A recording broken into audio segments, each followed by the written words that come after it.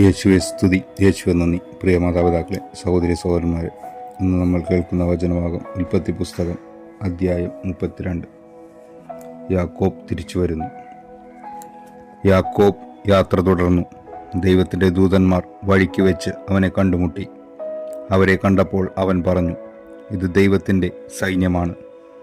ആ സ്ഥലത്തിന് അവൻ മഹനായീം എന്ന് പേരിട്ടു.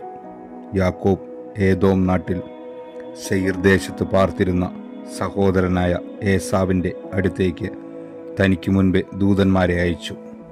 അവൻ അവരെ ചുമതലപ്പെടുത്തി, എൻ്റെ യജമാനായ ഏസാവിനോട് നിങ്ങൾ ഇങ്ങനെ പറയണം, അങ്ങയുടെ ദാസനായ യാക്കോബ് പറയുന്നു, ഇതുവരെ ഞാൻ ലാബാൻ്റെ കൂടെ പാർക്കുകയായിരുന്നു.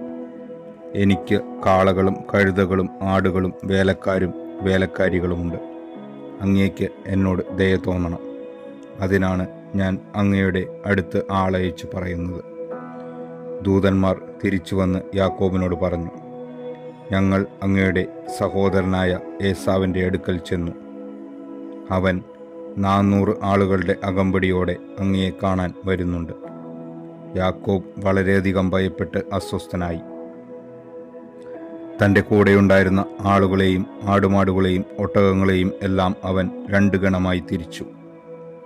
ഏസാവ് വന്ന് ഒരു ഗണത്തെ നശിപ്പിക്കുന്ന പക്ഷം മറ്റേ ഗണത്തിന് ഓടി രക്ഷപ്പെടാമല്ലോ എന്നവൻ ചിന്തിച്ചു.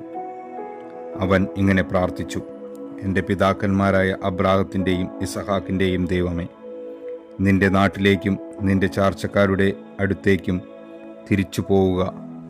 ഞാൻ നിനക്ക് നന്മ ചെയ്യും എന്നരുളി ചെയ്ത കർത്താവേ, അങ്ങ് ഈ ദാസനോട് കാണിച്ച കാരുണ്യത്തിനും വിശ്വസ്തതയ്ക്കും ഞാൻ ഒട്ടും അർഹനല്ല.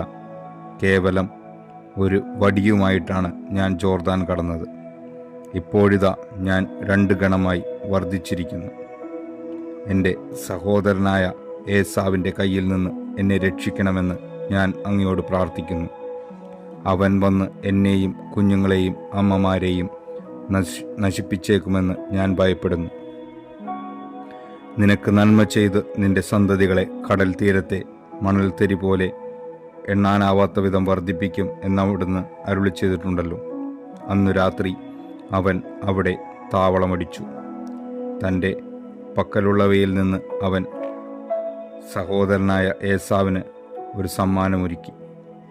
200 പെൺകോലാടും 20 ആൺകോലാടും 200 പെണ്ണാടും 20 മുട്ടാടും, കറവയുള്ള 30 ഒട്ടകം, അവയുടെ കിടാക്കൾ, 40 പശു, 10 കാള, 20 പെൺകഴുത, 10 ആൺകഴുത എന്നിവയെ അവൻ മാറ്റി നിർത്തി.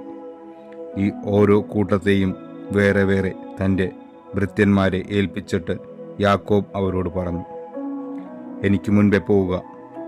കൂട്ടങ്ങൾ തമ്മിൽ അല്പം അകലമുണ്ടായിരിക്കണം. ഏറ്റവും മുൻപേ പോയവനെ അവൻ ചുമതലപ്പെടുത്തി, എൻ്റെ സഹോദരൻ ഏസാവ് നിങ്ങളെ കണ്ടുമുട്ടുമ്പോൾ നിങ്ങൾ ആരുടെ ആളുകളാണ്, നിങ്ങൾ എവിടെ പോകുന്നു, ഇതൊക്കെ ആരുടേതാണ് എന്ന് ചോദിക്കും.